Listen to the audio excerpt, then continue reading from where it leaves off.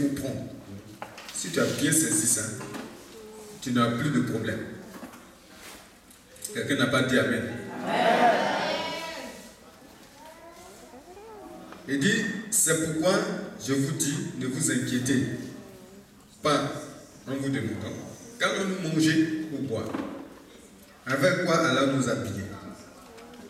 La vie ne vaut-elle pas bien plus que la nourriture? Et le corps ne vaut-il pas bien plus que les habits? Voyez les oiseaux qui volent dans les airs, ils ne sèment ni ne moissonnent, ils n'amassent pas de provisions dans des greniers, et votre Père céleste les nourrit. N'avez-vous pas bien plus de valeur qu'eux? D'ailleurs, qui de vous peut, à force d'inquiétude, prolonger son existence, ne serait-ce que quelques instants? Quant aux vêtements, pourquoi vous vous inquiétez à leur sujet? Observez les lits sauvages qui poussent sans se fatiguer à tisser des vêtements. Pourtant, je vous l'assure, le roi Salomon lui-même dans toute sa gloire n'a jamais été aussi bien vêtu que l'un d'eux. Si Dieu habille avec tant d'élégance la petite plante des champs qui est aujourd'hui et qui demain sera jetée au feu, à plus forte raison, ne vous vêtira-t-il pas vous-même? Ah, votre foi est encore bien petite. Ne vous inquiétez donc pas et ne dites pas, que mangerons-nous ou que boirons-nous? Avec quoi nous habillerons-nous? Toutes ces choses, ce sont des païens. Toutes ces choses, ce sont les païens qui s'en préoccupent sans cesse. Mais votre Père qui est aux cieux sait que vous en avez besoin. Faites donc du règne de Dieu et de ce qui est juste à ses yeux votre préoccupation première, et toutes ces choses vous seront données par-dessus tout ou en plus. Alléluia. Ne vous inquiétez pas pour le lendemain se souciera de lui-même. À chaque instant suffit sa peine. À chaque jour suffit sa peine. Alléluia. Et si vous voyez, alors le thème que je vais développer est intitulé ici: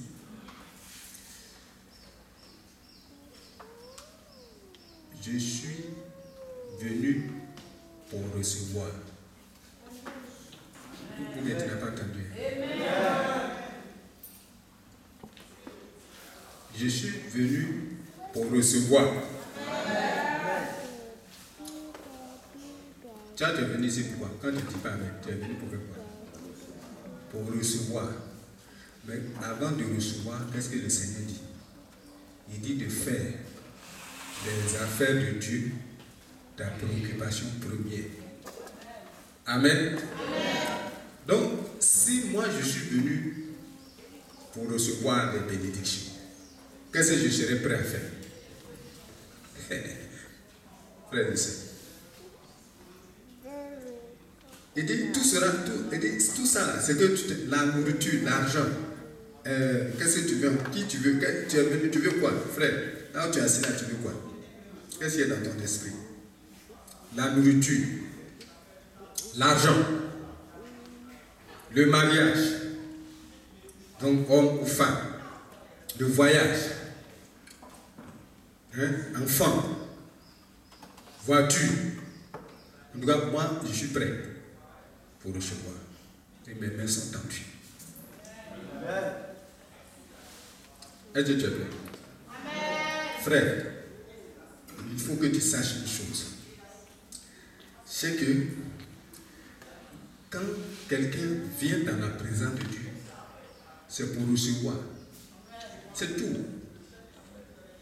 Si tu ne reçois pas, c'est qu'il y a un problème. Puisqu'il y a les distributions, même ce matin. Et même, le Seigneur m'a donné un message. Et que je vais commencer à livrer. Amen. Donc fais attention. Fais très attention ce matin. Voyez-vous?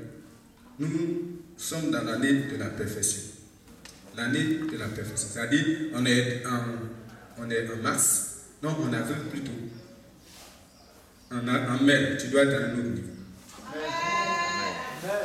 Si tu cherches travail, si tu veux l'argent, si tu veux l'or, si tu veux mariage, si tu veux voiture, si tu veux maison, si tu veux la célébrité, tu dois être à un autre niveau au mois de mai qu'au mois d'avril. Si ce n'est pas le cas, c'est qu'il y a des choses que tu ignores. Et quelqu'un est en train de te bouffer, comme on le dit. Amen. Et donc, la première chose que tu dois savoir, c'est qui tu es. En tant que chrétien, la première chose que tu dois savoir, c'est que tu es un élu. C'est-à-dire dans ta famille, regarde dans ta famille, il y a des gens, tu vas leur parler de Jésus, ils vont se sauver. Ou bien ils vont t'insulter. Mais toi, tu es assis dans la présence de Dieu. Pourquoi? Parce que Dieu t'a élu. Est-ce que tu comprends ce que je dis? Tu es un élu de Dieu, c'est-à-dire c'est Dieu lui-même, de façon souveraine, qui a décidé de dire, lui là, passe ici, tu es pour moi. Et puis c'est tout. Tu es un élu. Et c'est pour ça que la Bible dit dans le livre de Apocalypse, chapitre 1, verset 6, il dit que nous avons été rachetés avec le sang de Jésus-Christ. Hein? Pour quoi? Pour être un royaume de sacrificateurs pour Dieu son Père. Alléluia. Et dans le même Apocalypse, il dit que Dieu a racheté par son sang, n'est-ce pas, les hommes, les femmes de toute tribu, de toute langue et de toute origine. Amen. Et il a fait d'eux des sacrificateurs, n'est-ce pas, pour faire quoi? Pour régner sur la terre, c'est-à-dire appliquer la justice sur la terre. Gloire à Jésus. Ça, c'est ce que tu es. Il dit dans le livre de 1 Pierre que nous sommes, s'il vous plaît, je vais te faire sortir.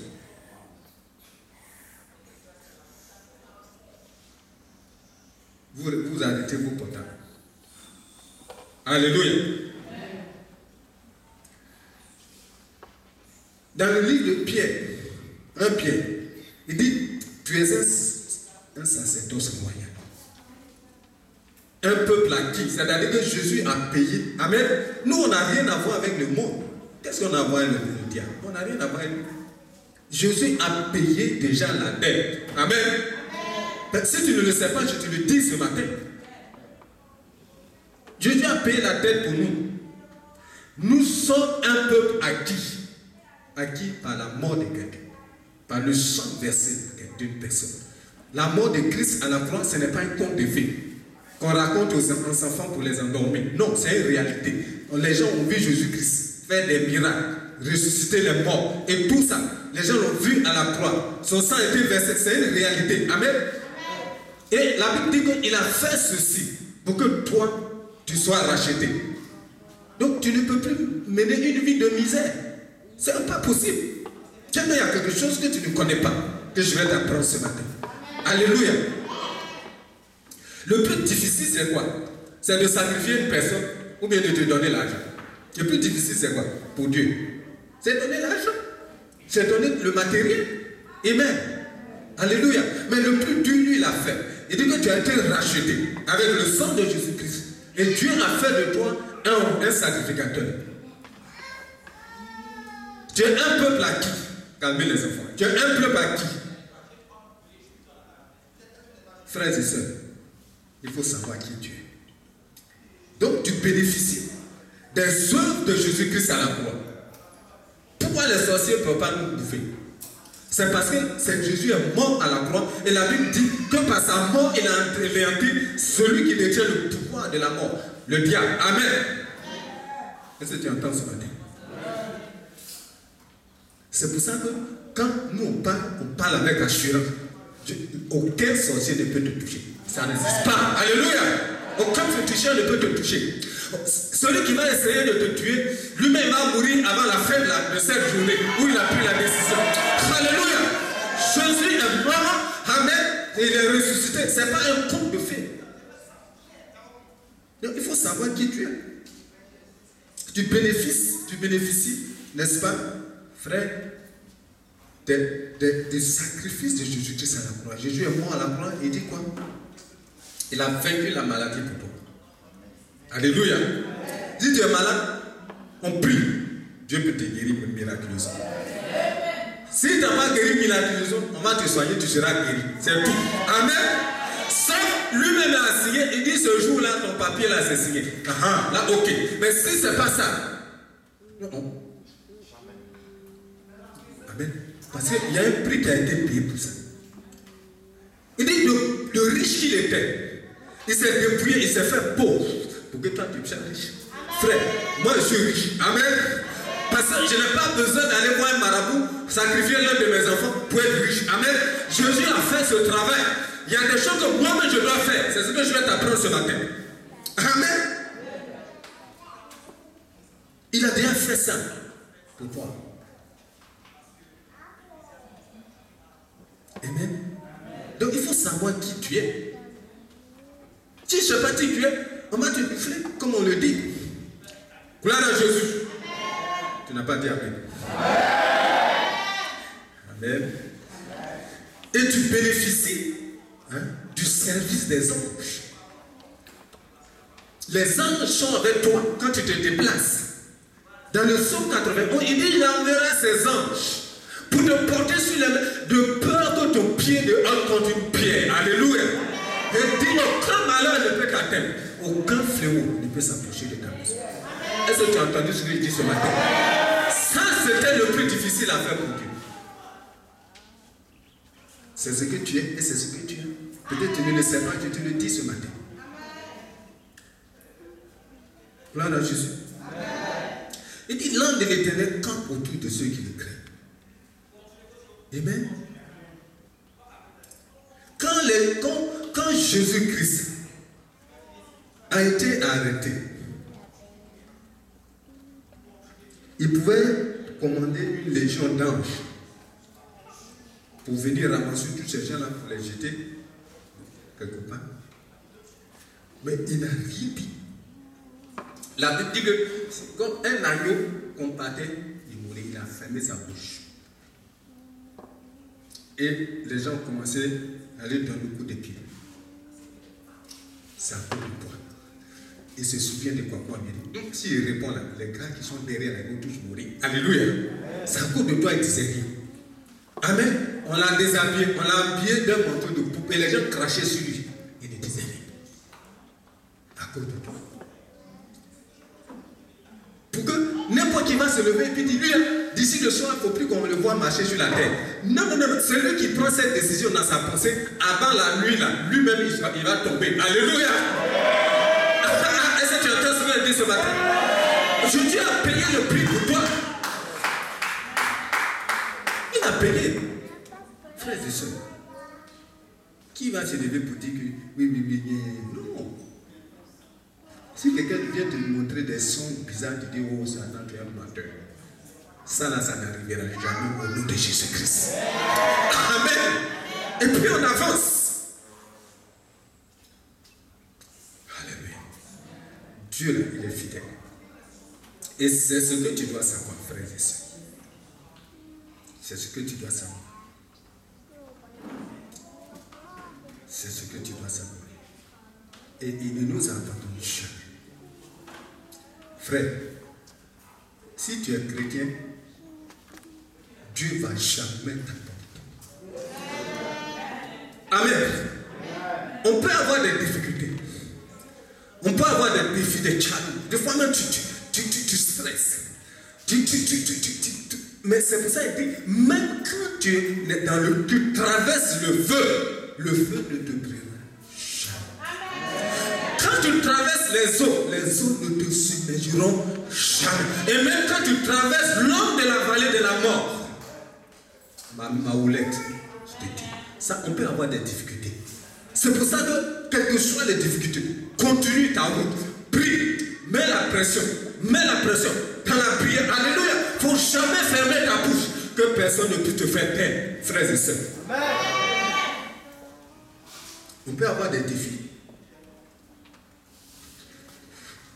Alléluia. Est-ce que tu sais qui tu es maintenant? Tu sais qui tu es maintenant? Tu connais ton identité maintenant? Alors il faut acclamer Jésus pour son nom.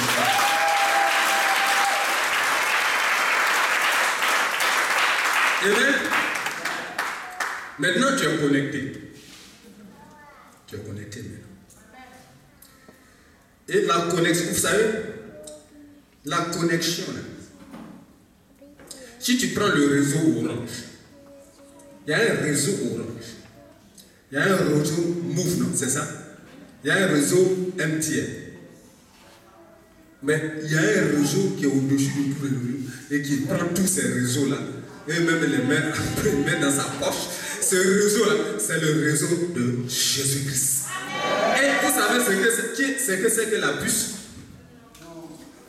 Le Saint-Esprit.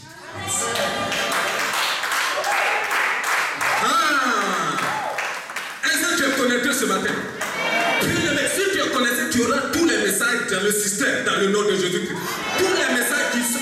Quand on prend une décision au ciel, tu es informé. Il y a des choses quand ça doit arriver là, moi je sais. Eh bien,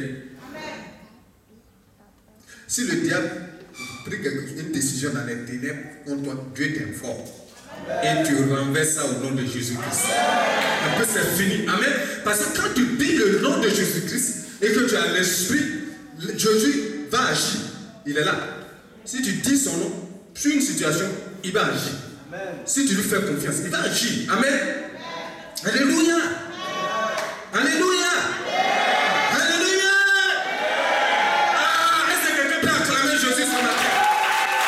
Alléluia. Frères et sœurs, tu es connecté, tu es sur le réseau de Dieu. Tu es sur le réseau du Seigneur. Dieu te connaît. Que tu sois à Paris, Dieu te connaît. Que tu sois à New York, tu es connecté. Que tu sois ici, tu es connecté. Si tu es béni ici, tu seras béni à Paris. Si tu es béni à Paris, tu seras béni à New York. Si tu es béni à Abidjan, tu seras béni à Mozambique. Si tu es béni ici, tu seras béni de l'autre. Frère, l'essentiel c'est d'être connecté. Amen. L'essentiel c'est de ne pas te forcer à aller à Paris pour gagner l'argent. Non, c'est pas ça. Si tu es connecté, tu as toutes les informations. Gloire à Jésus. Gloire à Jésus. Est-ce que quelqu'un m'entend ce matin? Est-ce que quelqu'un m'entend ce matin? Que Dieu bénisse cet enfant-là. Alors, donc, quand tu charges ton téléphone, par exemple si tu es sur MTN et que tu charges, qu'est-ce qu'on te donne? Hein? On donne des unités. Et puis quand tu charges beaucoup d'unités, qu'est-ce qu'on te donne? Bonus. Regarde, c'est bonus que nous sommes venus prendre. Moi, je suis venu prendre bonus. Alléluia. Moi, je suis venu prendre bonus ici. Je ne sais pas ce que tu es venu. Moi, je suis venu prendre bonus. Pourquoi? Parce que Jésus a déjà donné l'essentiel. Je n'ai pas besoin d'adorer fétiche pour pouvoir me protéger. Je n'ai pas besoin de faire ceci ou cela. Non. J'ai quelque chose. Je suis quelqu'un. Amen. Maintenant, ce que je cherche là, c'est un bonus que je cherche. Donc, tu dois charger crédit. Et c'est ça qu'on ne fait pas. Alléluia. Si tu ne charges pas crédit, on va te donner un bonus. Non, dis-moi. Ah, ça ne marche pas. Gloire à Jésus. Gloire à Jésus. Donc, pour recevoir, la première chose, il faut noter. C'est dans le livre de Romains 12. Romains 12. Tout le monde prend sa Bible. On lit ce passage. Romains 12. Est-ce que le diable lit ce passage? Romains 12, versets 1 et 2. La parole. Je vous exhorte donc, frères, par les compassions de Dieu, à offrir vos corps comme un sacrifice vivant, saint, agréable à Dieu, ce qui sera de votre part un culte raisonnable. Ne vous conformez pas au siècle présent, mais soyez transformés par le renouvellement de l'intelligence afin que vous discerniez quelle est la volonté de Dieu, ce qui est bon, agréable et parfait. Amen. Amen. Regarde, pour recevoir, il faut que tu changes de mentalité. Gloire à Jésus. La Bible dit ici, soyez transformés par quoi? Le renouvellement de l'intelligence. Amen. L'intelligence renouvelée, qu'est-ce que ça veut dire? Vous voyez, si tu veux, voici mon épouse qui est là. Si je dois lui parler, je vais dire, ah, moi j'ai raison. Ça là, c'est que c'est toi qui as tort. Forcé, tu as tort. Tu as tort, c'est-à-dire j'ai mes certitudes. Et puis, la façon dont je vais lui parler, je vais parler selon mes certitudes. Donc, selon ce que je pense, selon ma réflexion. N'est-ce pas? Amen. Bien.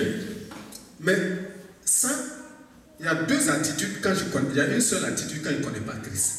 Ça veut dire quoi? Ça veut dire que ce que je pense. Si j'ai raison, des fois j'ai raison, je suis elle. Mais il y a une autre réflexion que je mets par rapport à quoi? Par rapport à quoi? Par rapport à qui? Par rapport à Christ. Amen. Voilà. Donc si tu prends une décision, n'est-ce pas? C'est sur la base de ce que tu penses. Et la réflexion que tu mènes, n'est-ce pas? La Bible dit que ça doit être renouvelé. Ça veut dire quoi? Ça veut dire que ça doit être, avant d'agir, tu dois pouvoir faire comparer ça avec ce que Dieu, la parole de Christ. Donc même si tu as raison, la manière dont tu vas agir, la manière dont tu vas parler sera empreinte de la pensée de Dieu. Alléluia. Donc, si tu es dans cette position, ça veut dire quoi? Tu acceptes de réfléchir, non pas comme toi-même tu veux, mais tu réfléchis comme Dieu réfléchit maintenant. C'est ça le renouvellement de la pensée. Amen. Et donc, les actes que tu vas poser vont refléter, n'est-ce pas, la nature de Dieu. Est-ce qu'on se comprend? Ça commence par là d'abord. Tu te lèves, tu fais ce que tu penses. Tu fais ce que tu veux. C'est lui qui a tort. Moi, j'ai toujours raison. N'est-ce pas? Donc, je peux faire ce que je veux. Je peux agir comme je veux. Ah bon, tu es venu, tu m'as provoqué là. Aujourd'hui, là, tu vas voir. Tu sauras qui je suis. Tu crois que c'est affaire des chrétiens, c'est ça. Sinon, on a fini avec ça. Vous n'avez jamais entendu de telles choses. Mais comment tu réfléchis avant d'agir? Même si tu es en colère et que tu as 100% raison, maintenant tu ne dois plus agir, frère, en fonction de ce que tu penses. C'est pas ça qui doit primer. Il faut penser, mais en comparant ce que tu vas faire à la pensée de Dieu. Est-ce que quelqu'un me suit ce matin? Donc il faut d'abord commencer à renouveler l'intelligence. Amen. Quand on parle de pensée, on a un peu choisi, mais bon, ça ce n'est qu'un passage. Dieu va nous délivrer bientôt. Dis Amen. Donc, vous voyez, toi tu penses, vous avez la pensée là, est composée de la réflexion et de l'imagination. C'est-à-dire que tu es capable d'imaginer grand type, n'est-ce pas? Tu es capable de t'imaginer dans un foyer en train de préparer. Amen. C'est une captation d'image. C'est-à-dire que c'est réel, tu captes l'image et puis ça est dans ta tête. Amen. Ou bien, quand tu agis là, comment tu agis? Est-ce que tu agis seulement en fonction de ce que tu penses ou bien tu penses un peu à Dieu avant de faire? Si tu le fais, la Bible dit que tu es en train de renouveler ton intelligence et ton imagination. Vrai ou faux? Alors, quel est l'effet que ça produit? Si quelqu'un agit en fonction de ce que Dieu pense, il va briser son caractère. Est-ce que tu comprends ce que je dis? Voilà, il va briser son caractère. Si tu soumets ton caractère à Dieu, là, il va le briser et puis c'est fini, tu es en paix. Un jour, j'ai été au marché dans Bobo. Et puis j'ai garé, en ce moment, ma voiture était neuve. J'ai garé ma voiture. Un autre est venu gratter ça. Ou trop. C'est que les gens poussent là. Moi, je descends. Tout le monde a arrêté, regarde. Je regarde. Et puis, bon, j'ai dit, ok. Je suis parti. J'ai allé pour prendre ma voiture. Et puis, il y a une dame qui m'a approché. Elle dit, mais monsieur, vous êtes chrétien ou vous êtes pasteur? Je dis, oui. Je crois que ce jour-là, Dieu devait être content de moi. Alléluia. Amen. Mais est-ce que tu peux acclamer ça? Donc, quand je dis, bon, ok, je ne vais pas faire scandale dans le marché, parce qu'on a gratté ma voiture. J'ai un témoignage. Si quelqu'un va me voir, des fois même là où tu ne penses pas voir quelqu'un, c'est là que la personne est. Alléluia. Donc je suis parti pour ma voiture. Pourquoi? Parce que j'ai réfléchi non pas selon ma raison, non pas ce que je pense, mais j'ai réfléchi selon ce que Dieu pense, qui est de tolérer, d'aimer, d'exprimer son soutien, etc. Alors tu brises ton caractère. Amen. Sinon, nous là, on est des gars, on n'est pas gros bras, mais on est chaud. Hein? Amen. Mais à force de travailler sur ton caractère, tu deviens quelqu'un de prenable et d'acceptable devant Dieu, et puis il te donne un ministère et te donne une mission accomplie. Est-ce que vous comprenez? Amen. Donc, pour recevoir, ça commence par là. Il faut travailler sur ton caractère. Travaille dessus. Parce que Dieu honore. Si ton caractère n'honore pas Dieu, il va toujours te mettre toujours en retard. Ce qui veut te poser là. Toi-même, des fois même, regarde le portable là, c'est iPhone 6 quoi. Dieu veut mettre comme ça. Et puis quelqu'un peut te dire, oh donne-moi ça, s'il ne veut pas. Parce que le jour où Dieu va te donner, c'est là que le diable va mettre quelqu'un, aller mettre ton affaire dans la tête de quelqu'un pour venir te provoquer. Amen. C'est au deuxième ciel, il y a les démons, les sont au deuxième ciel, c'est leur royaume. Ensuite, dans le royaume éternel de Dieu, au troisième. Donc, quand un ange est en train de passer, il dit, ah, j'ai un cadeau, ça brille comme ça. Il dit, tu vas donner ça à qui? Il dit, non, c'est le frère. Quel frère? Il dit, le frère pourquoi? Il dit, ah bon, viens, regarde ici, là. Il y a un livre ici de mémoire. Regarde ce qu'il fait. Tu connais l'écriture, tu dis que Dieu est juste, tu viens du ciel, donc Dieu il est juste. Il dit oui, il est juste. Il dit, mais toi-même, regarde ce qu'il fait. Et puis, chouette. Suivez ton caractère. Amen. Si tu veux recevoir, moi je suis venu pour recevoir. Toi, tu es là pour recevoir. Si tu as compris ça, tu vas ramasser jusqu'à fatiguer. Mais si tu veux faire comme ça, c'est moi qui suis arrivé. Oui, moi, est-ce que tu me connais? Et toujours comme ça, etc. Et tout ça. Ton caractère est dur. Mais si Dieu n'arrive pas à briser, comment il peut avancer avec toi? Amen. Amen. Alléluia. Amen. Dis à ton ami, moi je suis prêt à recevoir. Donc je brise mon caractère ce matin. Au nom de Jésus-Christ, toute malédiction de sang qui me maintient est brisée ce matin.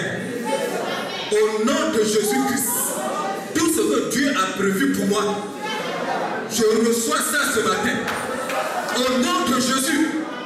Amen. Il faut que tout le monde comprenne ça. On va prendre le livre de 1 Samuel. On va regarder dans Jérémie 17, pardon. Pour conclure sur cette partie. Est-ce que tu me suis? Est-ce que tu es prêt? Briser le caractère.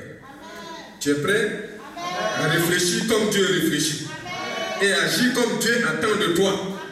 Amen. Jérémie 17.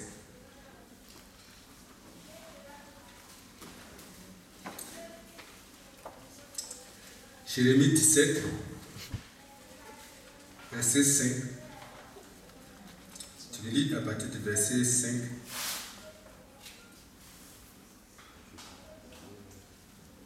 Non, verset 9 à 10.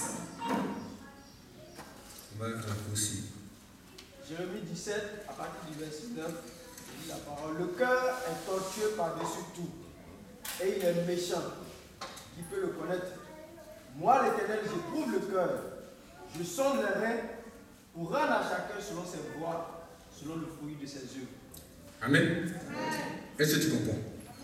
C'est-à-dire, Dieu, ce que tu fais, et tu agis comme tu veux, comme tu penses, ça produit des fruits. C'est-à-dire, ça a un impact sur les autres, qui est négatif. Si c'est négatif, il va te rendre ça. C'est ce qu'il dit ici. C'est pour ça que quand vous nous voyez là, c'est pas parce qu'on ne peut pas faire comme ça aussi. On peut faire, parce qu'on a des arguments pour faire comme ça, mais on ne peut pas. Parce que, qu'est-ce qui se passe? Il y a quelqu'un qui nous regarde. Et même, aujourd'hui, il t'a donné 1 million, 2 millions, 3 millions, tu fais comme ça. Et demain, s'il te donne 10 milliards. Mais toi-même, tu vas casser tout le quartier, ou bien, gloire à Jésus. Donc, il dit, il sonde ton comportement pour te rendre selon ce que les voies de tes agissements. Si tu fais un impact positif sur la vie des gens, il va te rendre ça. Amen. Gloire à Jésus. Amen. Gloire à Jésus. Amen. Amen. Donc ça, c'est le premier point pour recevoir. Renouveler l'intelligence. Renouveler ta façon de penser et d'agir. Alors, Dieu te servira. Est-ce que quelqu'un m'entend ce matin? Gloire soit rendue à Jésus. Et le deuxième point,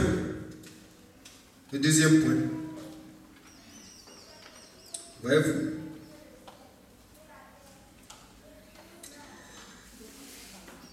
c'est on va lire, tu lis le livre de Jean chapitre 15, ça c'est, on a fini avec le premier point qui est le renouvellement de la pensée. Il faut absolument renouveler ta pensée, ça va induire ton caractère, ça va faire et que Dieu va te servir. Il est prêt, c'est toutes les choses, elle est là. Amen. Est-ce que quelqu'un m'entend? Jean chapitre 15, versets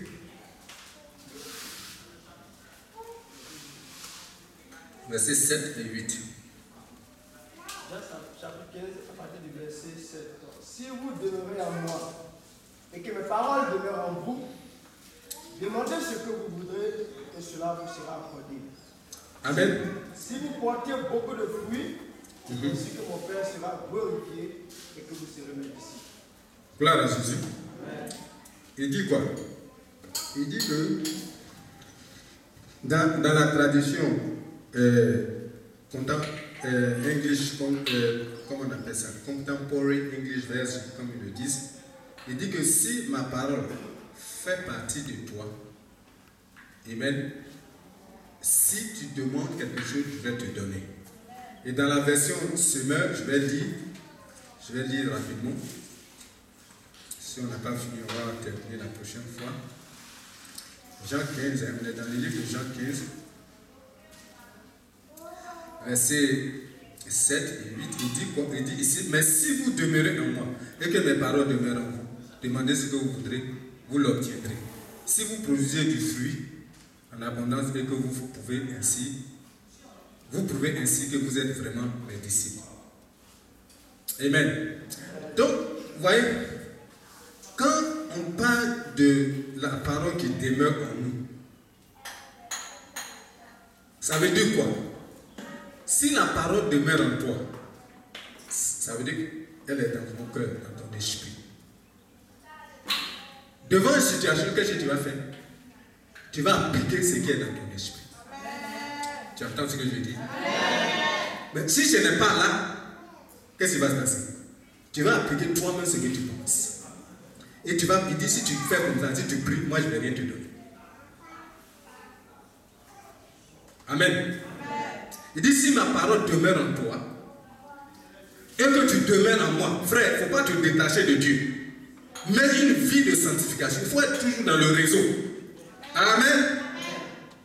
Et si sa parole demeure en toi, ça veut dire que si tu as accepté sa parole, et que cette parole est dans ton esprit, dans les actes que tu vas poser, c'est ça que tu vas appliquer. Amen.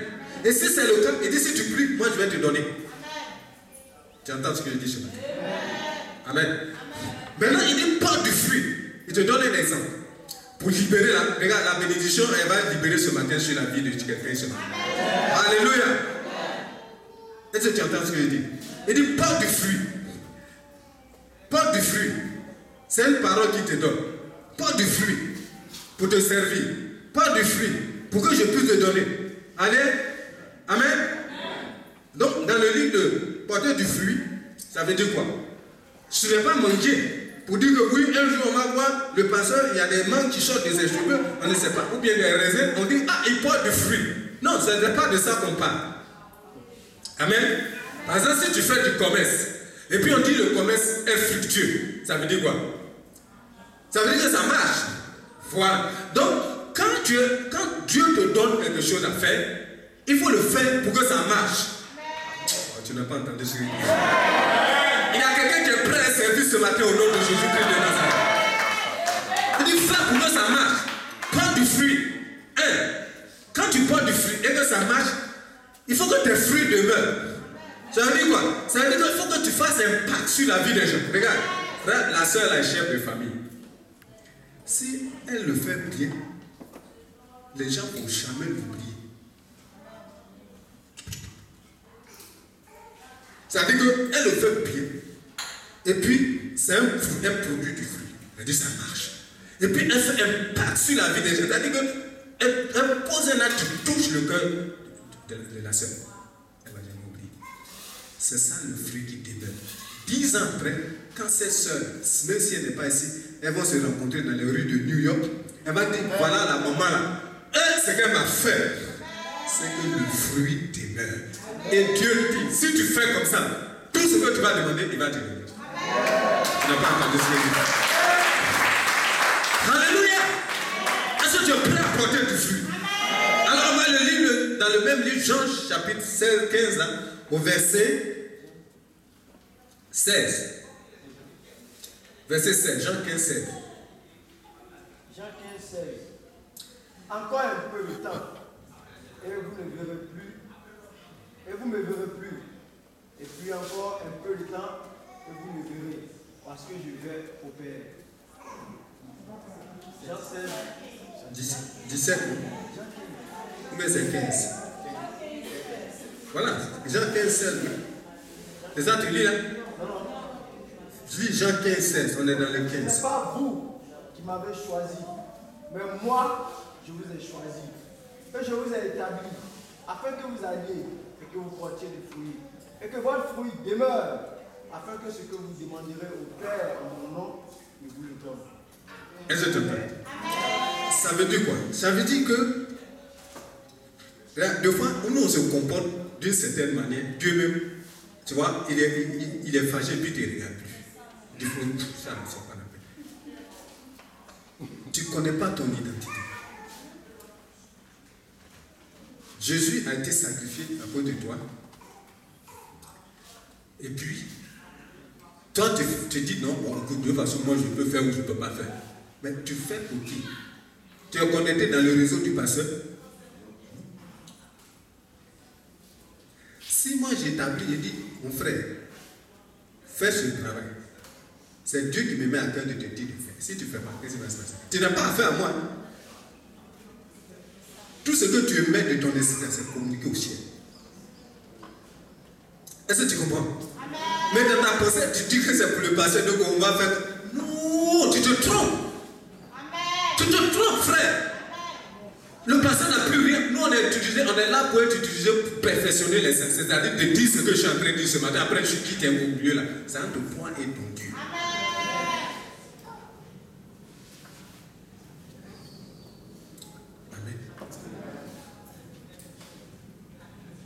Quand tu te déplaces à l'esprit, Est-ce que moi je sais où tu es? Mais Dieu sait où tu es. Si tu es aux États-Unis, il sait que tu es là-bas. Si tu es à Paris, il sait que tu es là-bas. Si tu es au village, il sait que tu es là. Est-ce que moi je sais que tu es? Mais c'est entre toi et lui. Et les émissions que tu mets, c'est-à-dire ce que tu penses et tu conçois dans ton esprit, dans ton cœur, c'est communiqué. Amen. Donc c'est une affaire entre toi et Dieu. Donc c'est pour ça qu'il dit, si moi je te dis, monsieur, va faire ce travail, si tu le fais bien et que ça marche, et que ça impacte la vie des gens, tout ce que tu vas demander, moi je vais te donner ça. C'est pas ce qui est écrit. C'est pas moi qui ai dit ça. Mais il faut faire, tu vas voir. Prends le mot. S'il t'a pas servi, c'est que le Dieu là, mais moi je sais qu'il est fidèle. Alléluia! Est-ce que Dieu peut dire amen?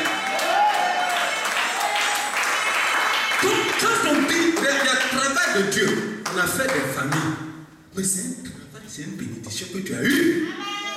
On dit de venir nettoyer la maison, toi tu es assis. Mais il y a quelqu'un qui sait où tu es et ce que tu penses et pourquoi tu n'es pas venu.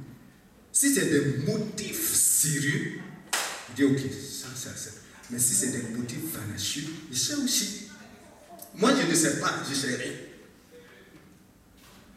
Gloire à Jésus. Et si tu le fais et que ça impacte la vie des gens, il dit tout ce que tu vas demander. Il te sera accordé. Il dit tout ce que tu vas demander à Dieu en mon nom, moi je vais le faire.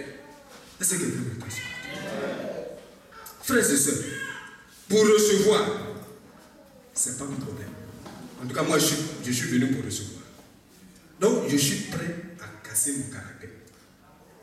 Je suis prêt à faire bien ce que Dieu me demande de faire. Pour impacter la vie du frère qui est là. Pour impacter la vie de ceux. Et quand un jour il va se souvenir, alors on va voir ça la prochaine fois. Dieu a un livre de souvenirs. Alléluia. Dieu n'oublie jamais tes bienfaits. Est-ce que quelqu'un m'entend ce matin?